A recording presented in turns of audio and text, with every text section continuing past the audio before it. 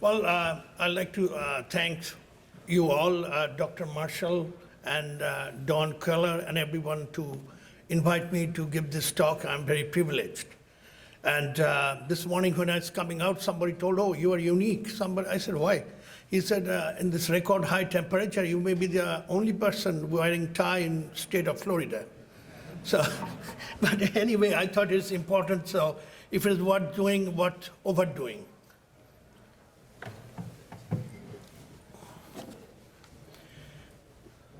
Okay, I'll be talking about plants to plastics. So basically making biodegradable plastics from plants. And plants include soybean, corn, peanut, beans, edible beans, lentil, and everything. So that's what I've been doing for the last 20 years. And before that, I came to US from 1980 from India. I did my PhD at Notre Dame, and then I worked shortly in the University of Virginia, Charlottesville. They did my green card and other. I was teaching there. Then after that, I worked in Delaware, Wilmington, in industry for 15 years. Then I joined USDA for 21 years, 2002. Now, this is Stone Age, 3.5 million years ago. So that time, all we had was stone. And, but we know now Stone Age is over. But Stone Age is not over because the world ran out of stone. So what happened? It is agriculture. It led to building permanent settlements and to surpluses.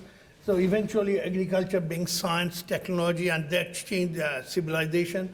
Somebody discovered that copper can be added to bronze, and that become, the tin had become bronze. So that the Bronze Age began. Now science and technology are primary forces driving US economy. From World War II, George Washington told that science deserves the highest amount of attention for any country, for our happiness. Science is very important. So now science is at the core of very existence, and since science is the most important subject, when somebody talks about science, it deserves very high level of attention. Now what happens, a lot of time talks are 1 hour long, and especially after lunch, room is dark. And so the room is dark, people talking about nano something or poly something or some DNA, RNA. So this is what happens. Sometimes best cure for scientific insomnia, scientific presentation. And I did that, all of you probably did. As a scientist, even I did that, because so many data, so many numbers. So during my talk, I have about 105 slides. Don't have to read slides, I'll just keep on talking and try to give the overview, so that I try my best so that you don't fall asleep. Now, try to have a good time. This is not supposed to be educational. You know, this is from the Peanuts cartoon, and I learned a little bit during that process. Initially, Mr. Schultz, who drew the peanut, the name of it was Little Folks. Then the United Media Company bought it, and they made it Peanuts because they thought peanut people can connect to. So the Peanuts was not, and the creator didn't like the name, but anyway, he sold it. So, and one issue with the Peanuts, when I look for internet searching, Peanuts poster, Peanuts promotion material, always it comes with hundreds of Charlie Brown. So now top 5 producing countries of the world: China, US is second, and India third. Actually third is Brazil, India, and Russia. Now US is the leader in agriculture technology. And so, you know, I've been to Brazil, Spain, everywhere they look up to US for agriculture technology, whether utilization or growing more crops and others. Now, this is a poster. I like art, so I kind of created. There are no miracles in agriculture production. This is a quote from Borlaug, who got Nobel Prize for revolutionizing crop production, wheat and other things. So, and ARS I work for, so we are kind of, our agenda is to promote agriculture. One of the greatest discovery of mankind is penicillin. Without that, millions of people are dying even for any infection, tooth infection, anything, because there is no cure. You helplessly people die. Now, Alexander Fleming in UK, Great Britain, discovered penicillin. But for 10 years, they could not make enough because only a few milligrams they could make. So then they came to US, their team, and asked for, oh, can you help us? And Peoria lab that time used to be big on fermentation and others. So there it was discovered that some rotten moldy cantaloupe and others, they have enzyme that could make thousands of pounds of penicillin. So that revolutionized the whole world. Otherwise, millions or billions of people would have died.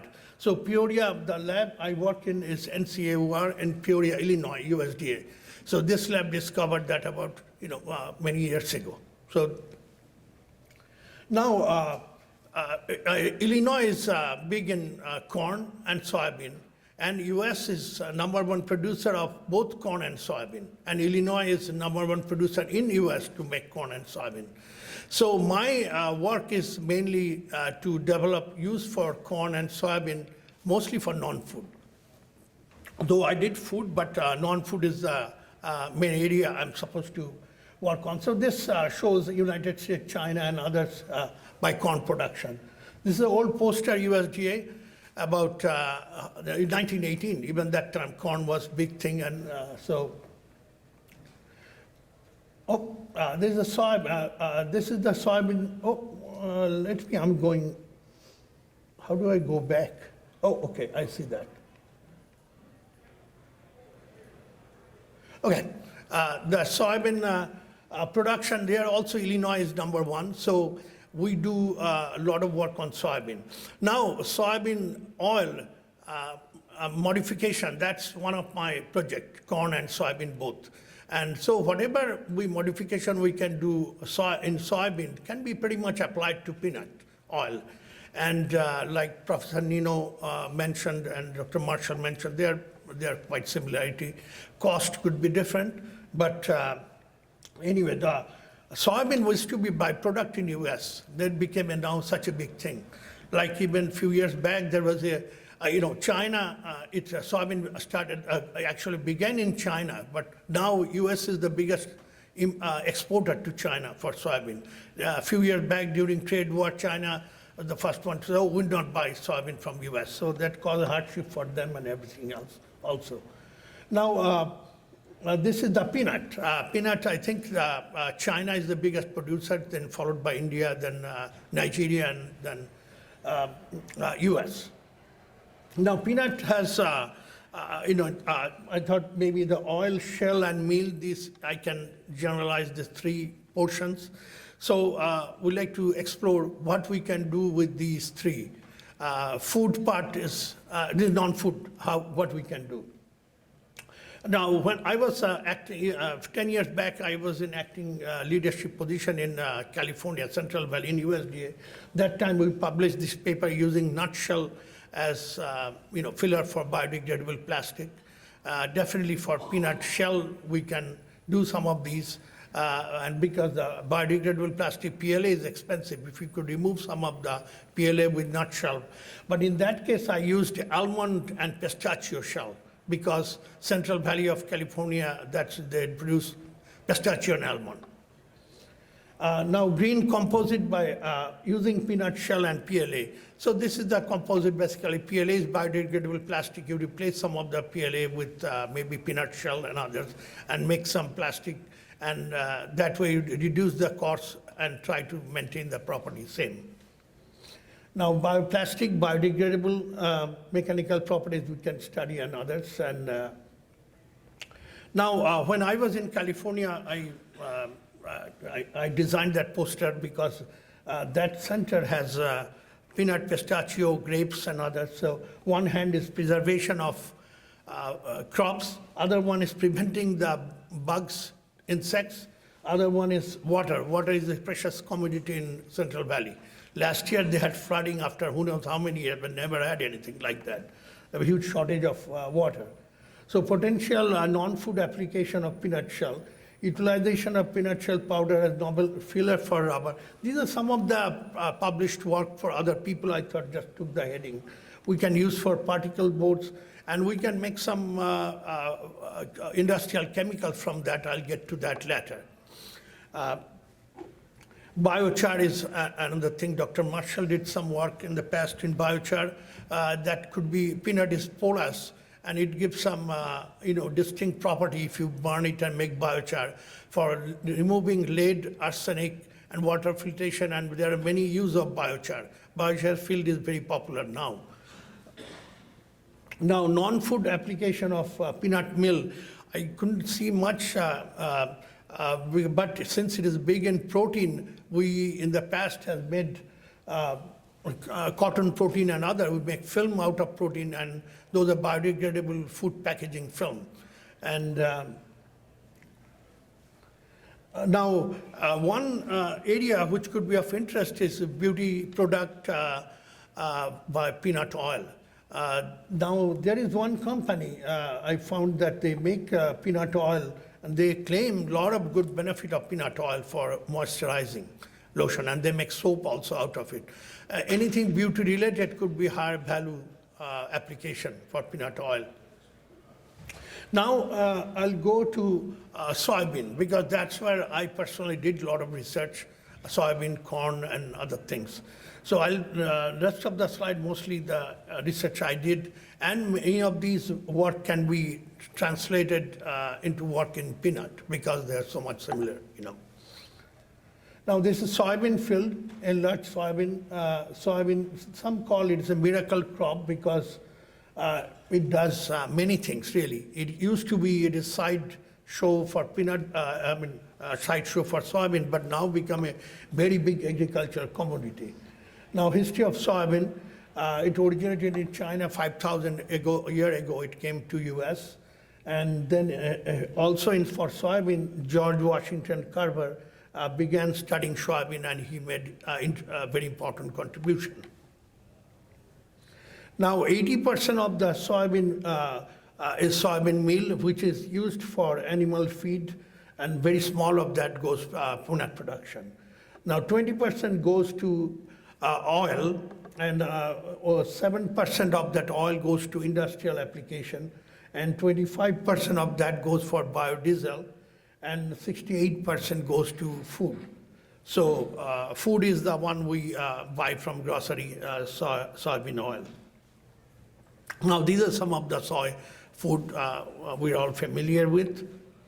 Now, research direction can be food and non-food. My specialty is non-food. Though I did work on food, but some on other things. Why use soybean oil for non-food application? Soybean oil is readily available raw material, and biodegradability is preferred now for environment. So I did. That's why they use the soybean oil for biodegradable plastics, fuel. Some of the uses I'll talk about. Now, USDA had a bio-preferred program, and apparently if it is biodegradable, then you can get some easier to market some of the product. So a lot of product you can see that these days bio-friendly and others is a big thing, especially for younger generation. We have discovered several way of making soybean oil useful. One time we were looking at making sealant or caulking.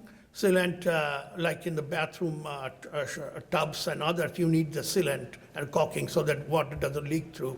And we were thinking if we can make any thing out of soybean oil, because the liquid, can we make it solid or semi-solid? That becomes, so we found a chemical.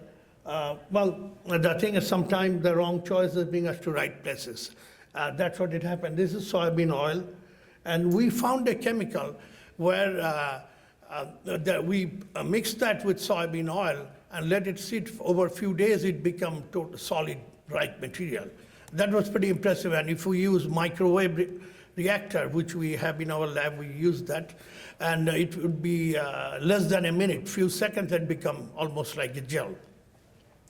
So I'm not going to talk much about some of the work we did. You don't have to. So this was covered in Chemical Technology magazine, which is published from Great Britain. They covered some of the best discoveries of those months and years. So I was featured on there, my work. And then again, this is the design and envision for the journal which published our work, and eventually it became the journal cover. And this is a very high impact factor journal, and they basically the soybean going into microwave oven, all these applications coming. So with the peanut, we may try to do some of these things. And now additive for lubricating oil, we discovered where soybean to be reactive, and some of these can be used as lubrication oil and others. I did not go through all these. Now, US market for lubricant is huge, 13.4 billion. It is growing quite a bit, and there is need for lubrication all the time. So I will not go through all these slides. Soybean oil, we can modify something called epoxidation or epoxidize that. This is NMR of soybean oil. Okay, then we found a way to attach nitrogen group to soybean oil. And this we can do it in water and with basically very environment-friendly condition without much chemical. And we patented that. And later on, we are approached by a tire company. They like to use some of these, evaluate how well it works in their tire. Then we could do some other chemistry of soybean oil, which we could do with peanut oil. Peanut oil, for some reason, maybe because of the price part and others, soybean oil is hugely explode. And United Soybean Board, they give quite a bit of grant for research. They're a big program they have every year. And so there are lots of work on soybean. So, and since Illinois grows soybean, I was into soybean. So same, lot of another use is personal care, pharmaceutical. That's a good area for peanut. If that can be explored, that's a much higher value way to go, actually. Then polymerization of soybean oil, we can epoxidize and polymerize them. And so there was a patent of my colleague. We also did that. Then we polymerize the soybean oil, epoxidize another patent, and then it could be hydrolyzed to make hydrogel. And this have a lot of pharmaceutical use. So a lot of this work can be done with peanut too. And in some application, if we can see even some benefit for peanut oil, that could be interesting, actually, or commercially viable maybe. Biodiesel, Dr. Marshall already talked about biodiesel. And so there are a lot of things can be done and has been done. For soybean oil, hundreds of reports and papers on biodiesel. This is the design I did. This is in Michigan Avenue in Chicago. I took the photo and put all these things for a magazine cover of biodiesel. Now, Goodyear is the one who approached us about our nitrogen-containing oil. They'd like to use that for, actually Goodyear currently using some soybean oil in their tires. They replaced those mineral-based oil with soybean oil. There are some of the high-end tires contain soybean oil. Recently, a few months ago, we discovered jojoba oil is another oil, which a lot of your moisturizer, if you look at the label, they contain jojoba oil. We have discovered a way to make that liquid oil into solid, which is kind of intellectually interesting. We submitted the publication and we may file for a patent. But with become a solid, it has a lot more applicability, transportation and other things. And jojoba oil is widely used moisturizing lotions. Esterolide is another kind of chemical in our lab. Somebody else, Steve Sarmak, he did some of the work. And so basically you take soybean oil and polymerize it. And it gives the structure, which is very good lubricating materials. And this has been commercialized. And we know that BP and Exxon Valdez and others, now if you use this kind of esterolides, then you don't have to worry about killing all the marine creatures and others.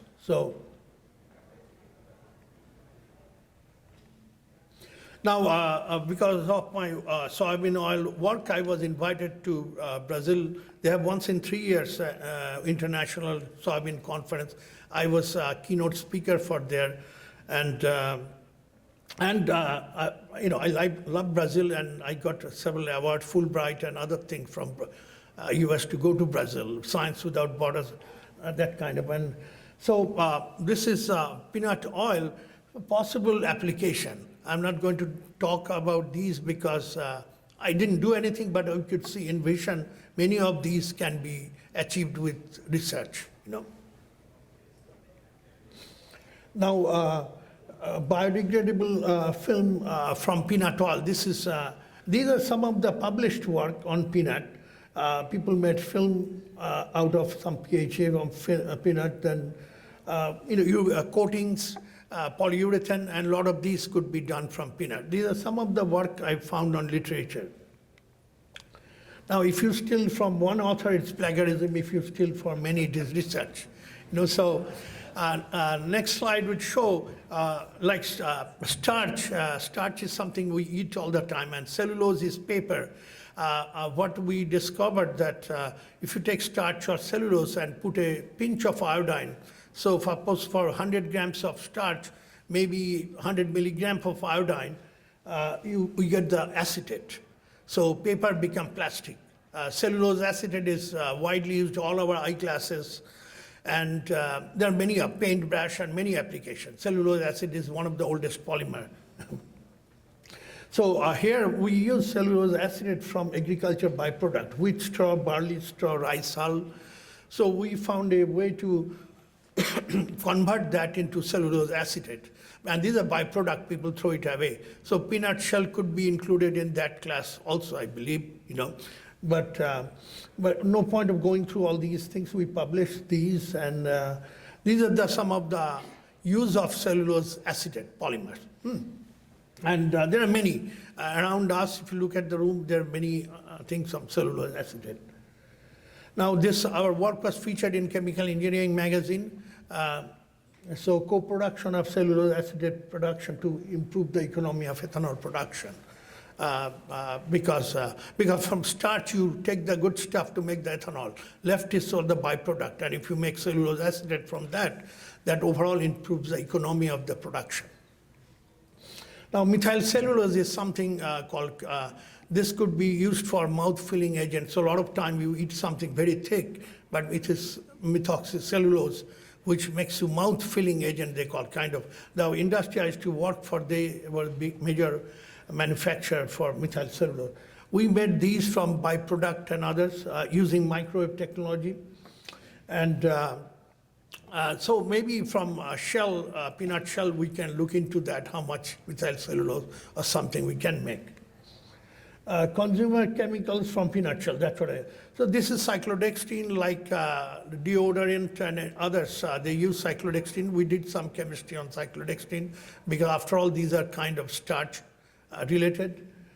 These are protein. Peanut has a lot of protein. We did a lot of chemical modification of protein. This is Zeon is corn protein. And we made Zeon film and make it hydrophobic using some chemicals so that water doesn't leak through the film. Otherwise, the protein seems to be, not very resistant to water. But you treat them with certain chemical, become resistant. And last year, I was featured in the International Food Technology magazine, Institute of Food Technology magazine, the largest food. Their convention draws 25,000 people in Chicago. So I was featured. I'd like to be in the news. So anyway, and now use of edible beans, navy bean, pinto bean, and all these. I was given some grant to try to find out some use of edible bean and non-food specifically. So we did some the bean oil work, did some alcohol from bean, and naturally beans are very big in antioxidant. And we used microwave technology. So there I thought to help the growers or something, I felt that maybe I like to make a promotional material. So this is the final product. So they were very happy, and they still use that quite a bit. My gist is that just don't do something a lot of time. We just do routinely, just sometime think and reflect and get perspective and reflect rather than continue doing same thing like a gerbil. Knowledge is power, but enthusiasm is very important. So that's for any development progress, that's must. And naturally, talking to people, collaborating is very important for any this thing, progress of science. Now, this is the last few slides of my talk. I was before I came here. Then I thought, well, what I start thinking about peanut. What can be done? Then looking back, I remember this ad, Just Got Milk. I think maybe 25, 30 celebrities, movie star and other, they feature. Here is that, all of you know him. Here we feature him as this thing, but there are many series of ads. Milk growers in California, they try to market their milk. Now here is the pistachio. Then I see now got cracking. I think this wonderful pistachio is the company. And they spend, I was looking at the internet, they spend 55 million to make this ad series. They have series of ads, and they spend to promote pistachio. And I thought, wow, that's a lot of money. Then I looked at Planter. Planter recently sold to Hormel for 3.6 billion, 3.5 billion. And then I saw wonderful pistachio is worth 5 billion. It's privately owned. And they probably, beside pistachio, they may have some other orange and other thing, whichever they grow in Central Valley of California, Fresno and that area. So I thought, anyway, for peanut, can I do something like this poster? Not for something like that, but smaller scale. So I thought there should be a caption. So I went through some of these, brainstormed with some of my colleagues. Then I thought, then I took this photo. I enjoy taking photos. And then and this is the poster I came up with, Just Peanut, period. So I thought, so I'll give this file to you and in PDF, TIFF, very high resolution. And I printed only 20 pieces of this poster. I'll give it to some people. And anyway, from the file, you can get this printed. In Office Depot, it costs $3 to print this. So, not bad. So, and I like to make 100 copies, but then they said, oh, it would take a few more days, and I didn't plan, so I could do only 20 copies. Okay. And last slide is chemistry is magic, and I'll show you something.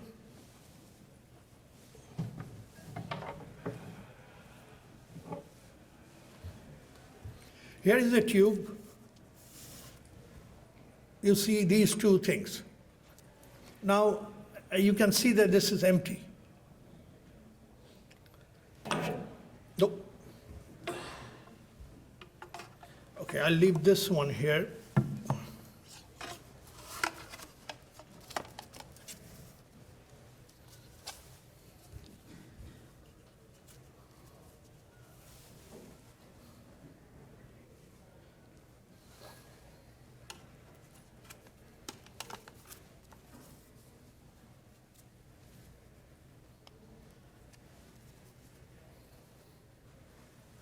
What color is that now?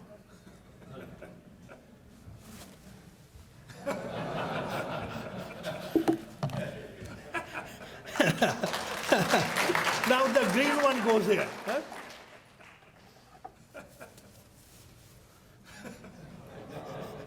Thank you for inviting me.